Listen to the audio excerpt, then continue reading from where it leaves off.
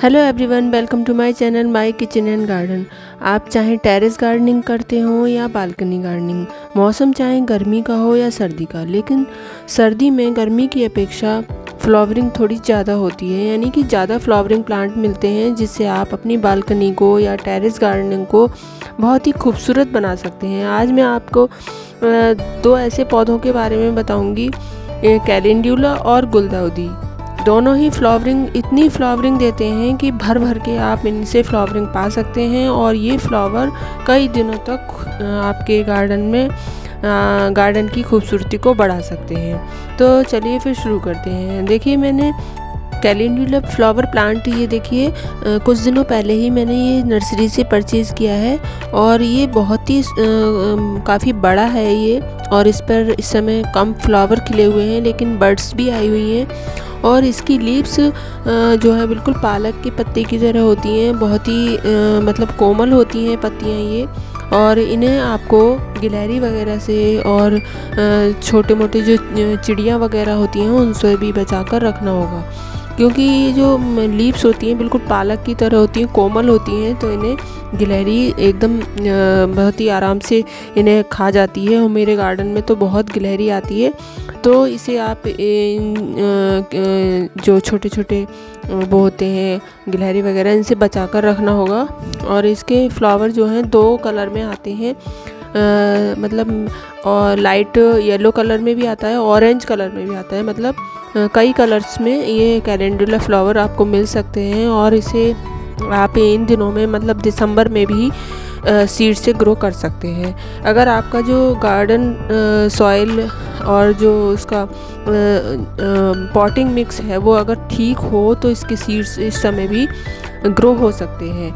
इसमें आप garden soil में भी इसे ग्रो कर सकते हैं इसके सीड्स को, और इसमें सैंड और कंपोस्ट का मिक्सचर भी बनाकर भी इसे ग्रो कर सकते हैं। बस इसकी जो पॉट की गहराई है वो ज़्यादा नहीं होनी चाहिए सीड ग्रो करने के लिए।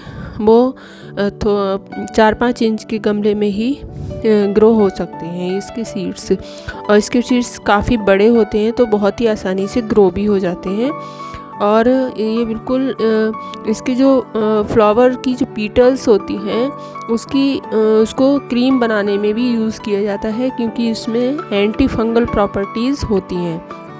मतलब इसमें इतनी मेडिसिन में यूज़ होता है, और इसे कील मुहासों के लिए भी इसकी क्रीम को यूज़ किया जाता है। मतलब इसके पीटल्स को मेडिसिन के रूप में यूज़ कर सकते हैं। अगर आपके घर पर है तो इसकी जो पीटल्स हैं उनको किसी जैसे घाव वगैरह हो तो उसको ऊपर भी इसे यूज़ कर सकते हैं। तो इसे आप 30 से 40 रुपए में आसानी से इसे नर्सरी से आप परचेज़ कर सकते हैं। इन दिनों में दिसंबर में बहुत ही आसानी से आपकी नर्सरी में आसपास में ये मिल जाएगा। बहुत ही अच्छी विंटर में ये फ्लावरिंग प्लांट खूब भर भर के फ्लावरिंग करते हैं कैलेंडुला के, और जो भी कलर आपकी नर्सरी में आसपास हैं वो आप परचेज़ कर सकते हैं। और इसे ऑनलाइन सीड्स भी इसे मंगाकर आप अपने घर में ग्रो कर सकते हैं। ऐसा इंसान कोई भी नहीं होगा जिसे फ्लावर पसंद ना हो, यानी कि फ्लावर तो हर इंसान, हर व्यक्ति को, हर टेरेस गार्डनिंग करने वाले को पसंद ही होते हैं। यानी कि जो टेरेस गार्डनिंग करते हैं उन्हें फ्लावर ये लगता है कि कौन सा फ्लावर ऐसा है जो हम ग्रो ना करें, यानी कि हर फ्लावर को ग्रो करने का मन करता रहता है और वो अपनी फ्लावरिंग बढ़ाता रहता है। उसके गार्डन में जो पॉट्स हैं वो असंख्य हो जाते हैं, इतने हो जाते हैं कि मतलब उगाने वाले का मन ही नहीं भरता है।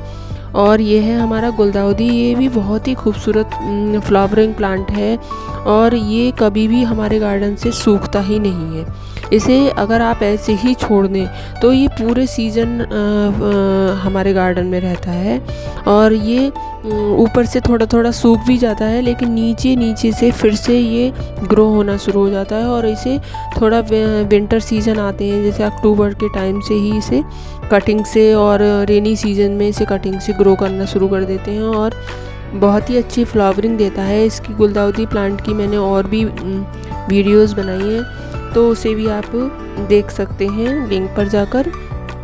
और देखिए मैंने छोटा सा ये कटिंग से ग्रो किए हैं, ये छोटे से पॉट में 4 इंच के।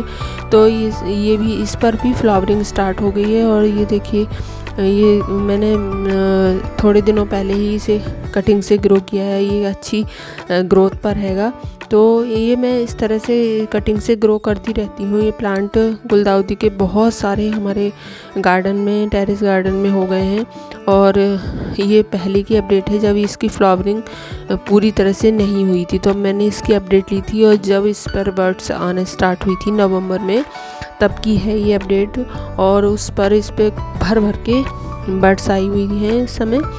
और ये पिंक है, बीच में येलो है, बहुत ही सुंदर लगता है ये फ्लावर।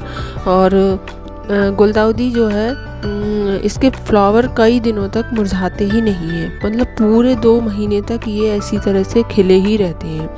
अगर मुरझा भी जाता है एक आध, तो उसमें से और फिर बर्ड्स आ जाती हैं और इस तरह से फ्लावरिंग बनी रहती है। बिल्कुल पता ही नहीं लगता कि फ्लावर कोई मुरझाया भी था। मतलब मैंने अभी तक मुरझाया हुआ इस सीज़न में अभी तक नहीं देखा है कि कोई फ्लावर मुरझाया है।